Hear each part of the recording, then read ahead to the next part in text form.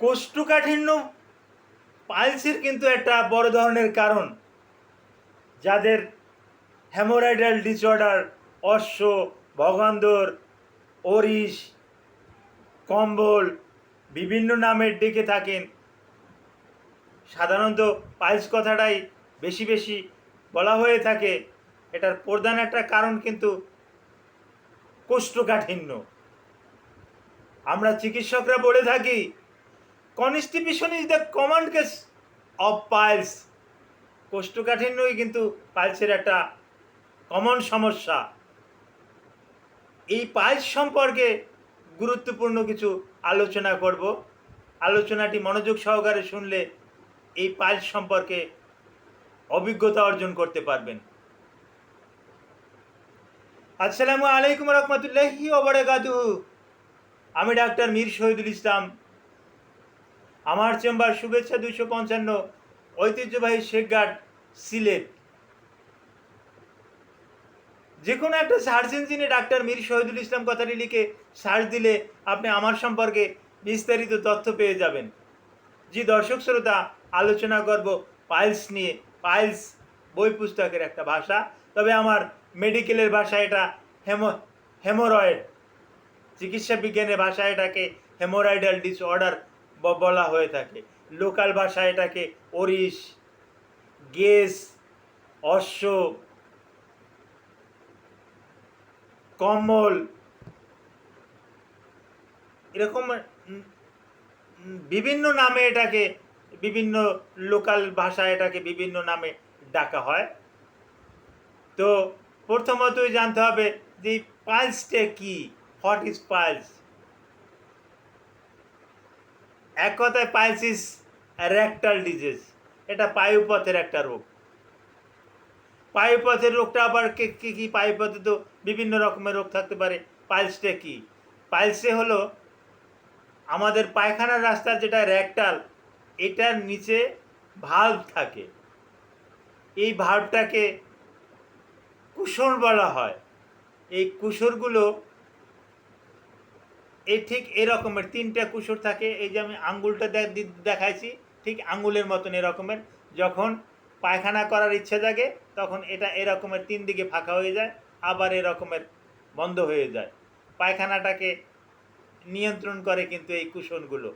তো এই কুশনগুলো পায়খানাটাকে নিয়ন্ত্রণ করে। যখন প্রাকৃতিক চাপ আসে পায়খানা করতে হবে, তখন কিন্তু এই কুশনগুলো আগলা হয়ে যায় এবং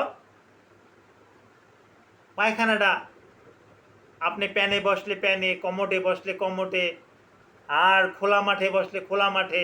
খোলা মাঠে এখন আর কেউ পায়খানা করে না, তবে এখনও অনেক দেশ আছে যেখানে খোলা মাঠে এখনও পায়খানা আছে।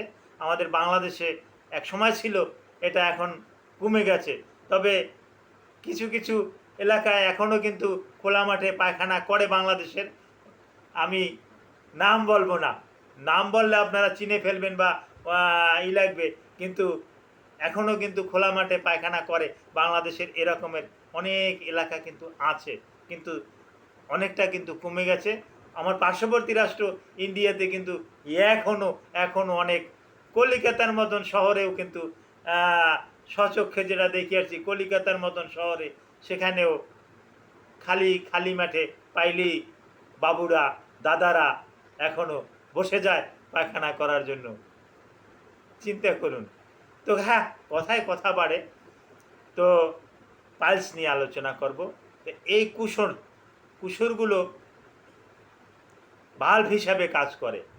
তো এই যখন কনস্টিপেশন হয়, কোষ্ঠকাঠিন্য হয়, তখন পায়খানাটা শক্ত হয়ে যায়, ছাগলের পায়খানার মতন হয়ে যায়।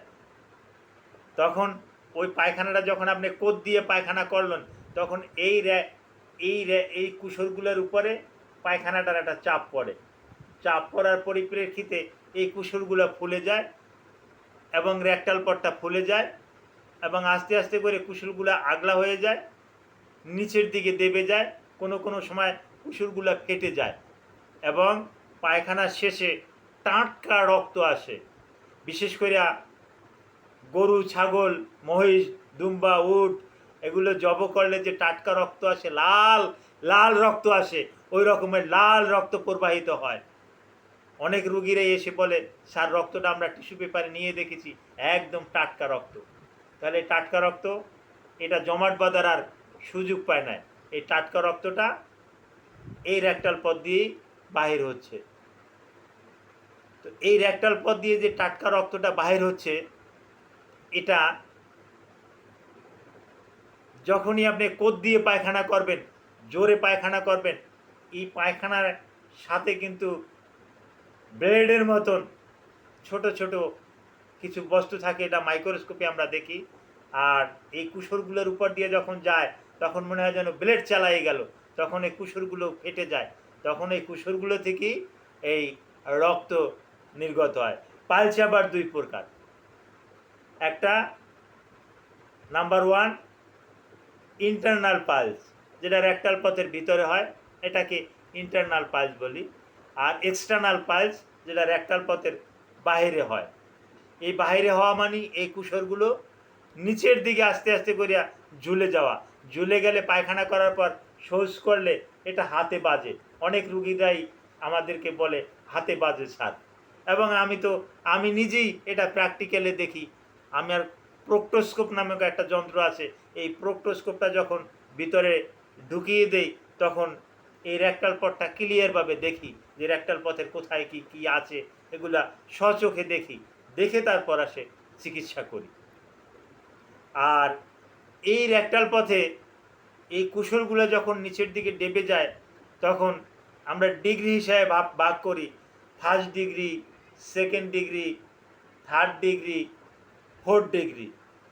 তো থার্ড ডিগ্রি পর্যন্ত কিন্তু মেডিসিন দিয়ে এটা ভালো করা সম্ভব, কিন্তু ফোর্থ ডিগ্রিতে যখন চলে যায় তখন কিন্তু দেখা যায় যে মেডিসিনে কাজ করে না, তখন এটা রেকটাল ফিজিশিয়ান দিয়ে এটা সার্জারি করে নেওয়াটাই অতি উত্তম।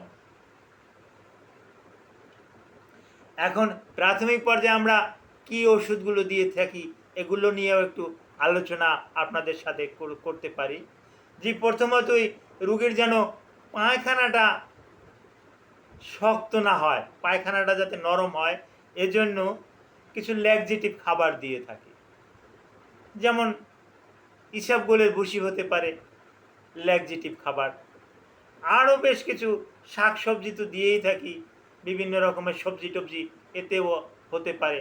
তারপর আসে একটু জটিল হলে আমরা তাকে ডায়াসমিন নামে একটা মেডিসিন আছে, ডায়াসমিন দিতে পারি। হ্যাসপেরিডিন নামে একটা মেডিসিন আছে, হ্যাসপেরিডিন দিতে পারি। ক্যালসিয়াম ডোবিসিলেট নামে একটা ড্রাগ আছে, এই ক্যালসিয়াম ডোবিসিলেট দিতে পারি। তারপর আসে রেকটাল পথে সিনকোকেন দিতে পারি, ফ্রামাইসিটিন সালফেট দিতে পারি, নিউমাইসিন সালফেট দিতে পারি, লিডোকেন অ্যানেস্থেটিক দিতে পারি। এগুলোর মাধ্যমে রুগীকে কিন্তু একটা ভালো পর্যায়ে আনা সম্ভব, এবং রুগীরা যদি নিয়মকানুন মানিয়ে চলে তাহলে কিন্তু তার আর ভবিষ্যতে আর পাইলস হওয়ার সম্ভাবনা নাই। Thank you all.